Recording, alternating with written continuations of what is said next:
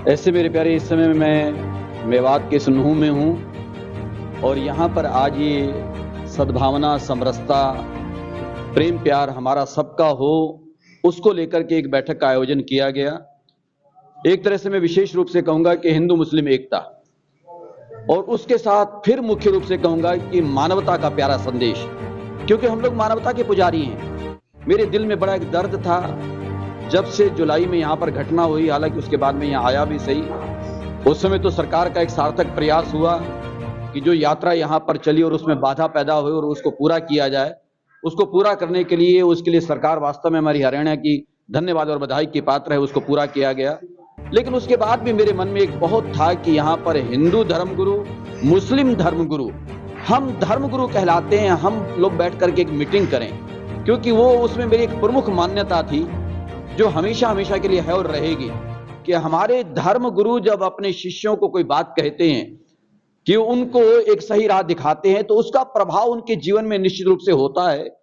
तो इसलिए मेरी हार्दिक इच्छा थी कि मैं एक बार मेवात में भी जाऊं और जो हालात पैदा हुए हैं, कम से कम हमारे धर्म गुरु बैठ करके एक चर्चा करें आपस में, और उस चर्चा का निचोड़ ये निकल करके आए कि हम लोग अपने समाज में जाएंगे, अपने अपने चेलों को जाके समझाएंगे और उनको जाके कहेंगे कि भैया मिलजुल कर रहना चाहिए। परमात्मा की रचना, परमात्मा की सृष्टि, परमात्मा के संसार में हम लोग आए हुए हैं। उस परवरदिगारे आलम ने अपनी इस संरचना को बनाया है, तो इसको हम एक बहुत शानदार गुलशन का रूप दें। एक ऐसा प्यारा सा स्वर्ग बहिष्ट इस धरती पर उतर करके आए। जन्नत हमारा जहां निवास है, हमारा किसी का गरीब खाना है, दौलत खाना है, जो भी है, जहां हम लोग रहते हैं वो जन्नत बने। उस जन्नत की बात हम लोग करते हैं, उस बहिष्ट की बात हम लोग करते हैं, उस स्वर्ग की बात हम लोग करते हैं, जो कि कई बार कहते हैं कि मरने के बाद मिलता है। वो भी गारंटी नहीं है कि उसके बाद मिलेगा कि नहीं मिलेगा। भैया जहां हम रह रहे हैं उसको जन्नत नहीं बनाया जा सकता क्या? उसको बहिष्ट नहीं बनाया जा सकता क्या? उसको स्वर्ग नहीं बनाया जा सकता? बनाया जा सकता है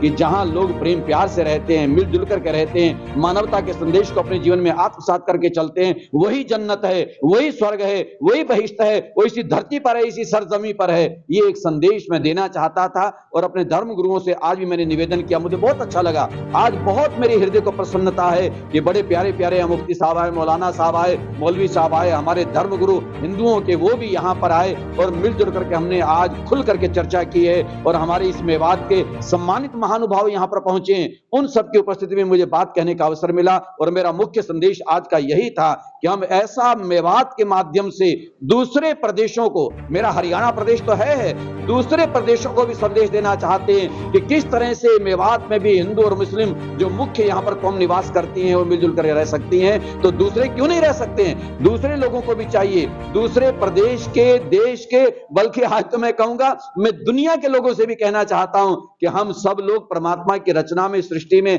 आए हुए हैं। दुनिया के 205 देश हैं, उसमें 800 करोड़ मानव सृष्टि है। हर मानव को मिलजुल करके रहना चाहिए। इसलिए आज मेरी वो खास लाइन जो मैंने मीटिंग में भी कही है, आपके माध्यम से, मेरे प्रबुद्ध पत्रकार बंधु आप यहाँ पर हो, आपके माध्यम से भी कहना चाहता हूं कि जीने तो हर बशर को, खुद भी जिया करो, तितली के पर तलक की हिफाजत किया करो। अरे बिन आदमी वजूद क्या है कायनात का, इंसान हो इंसान से मोहब्बत किया करो। आदमी को आदमी से प्यार होना चाहिए। वैसे प्राणी मात्र का हम भला चाहने वाले लोग हैं, किसी भी प्राणी को, जीव को नुकसान नहीं होना चाहिए, लेकिन कम से कम पहले आदमी आदमी से मिलजुल करके रहे, प्रेम प्यार से रहे, और उसमें भी पहले अपना घर, अपना क्षेत्र, अपना स्थान, अपना गांव, अपनी गली, अपना मोहल्ला, अपना नगर, अपना प्रदेश, पहले हम अपने घर को तो संभालें। हमारा मेवात तो साहब रास्ते पे चल नहीं सकता, हम लोग रास्ते पे चल नहीं सकते, हम लोग मिलजुल कर रह नहीं सकते, और बात हम दुनिया की करने चले हैं। दुनिया की बात हम करेंगे, हमेशा करेंगे, लेकिन पहले कम से कम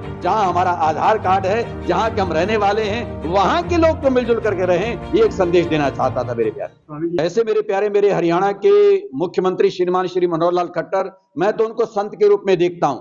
बहुत प्यारे एक मुख्यमंत्री हमारे प्रदेश को मिले हुए हैं। कल हालांकि मैं रोहतक में था, हमारे पड़ोस के प्रदेश उत्तर प्रदेश के आदरणीय आदित्यनाथ योगी जी भी वहां पर आए हुए थे। चाहे हमारे देश के यशस्वी प्रधानमंत्री श्रीमान श्री नरेंद्र मोदी जी हैं। मैं कई बार जब उल्लेख करता हूं तो कहता हूं 2-3 तो संत मेरे देश को योगी मिल चुके हैं। उसमें हमारे यशस्वी प्रधानमंत्री नरेंद्र मोदी जी हैं, योगी आदित्यनाथ जी हैं, और हमारे हरियाणा प्रदेश के श्रीमान श्री मनोहर लाल खट्टर जी हैं, जिनको अपने जीवन में, अपनी जिंदगी के लिए, अपने लिए कुछ नहीं चाहिए। वो भी इसी दर्द को, इसी पीड़ा को, इसी भाव को लेकर के चल रहे हैं कि मेरा प्रदेश एक शांति का साम्राज्य स्थापित करने वाला हो, मिलजुल करके चलने वाला हो, प्रेम प्यार से रहने वाला हो। मैं नहीं समझता कि उनको कहीं भी नींद आती होगी। अगर कहीं कोई इस तरह के हालात पैदा होते हैं, माहौल बनता है, वो भी बेचैन हो जाते हैं। वो भी 16 तारीख को, जैसे मेरे प्रिय कासिम जी आपने बताया कि 16 तारीख को यहाँ पर परसों आ रहे हैं मेवात में, एक इसी भाव को लेकर के, सद्भावना संदेश को लेकर के आ रहे हैं। और मैं भी चाहूंगा कि उनकी वो यात्रा यहाँ पर आना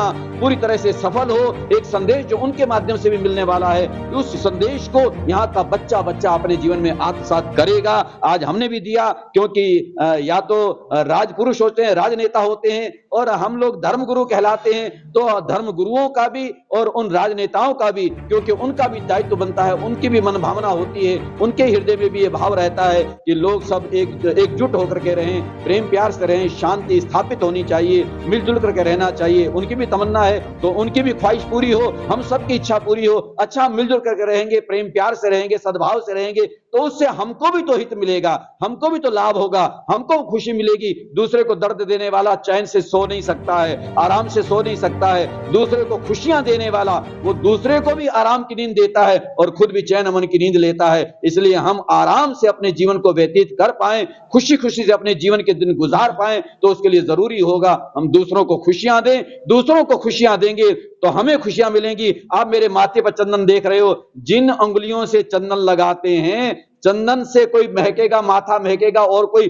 किसी को खुशबू मिलेगी बाद में मिलेगी, लेकिन सबसे पहले तो उंगलियां महक जाती हैं। जिन उंगलियों ने अपना चंदन अपने उंगलियों पर सजाया है और फिर किसी के माथे पर लगाया है, हम दूसरे के माथे पर तिलक लगाएं, चंदन लगाएं, लेकिन उससे पहले लाभ हमें मिलने वाला है। इसलिए अगर दूसरे को खुशी दे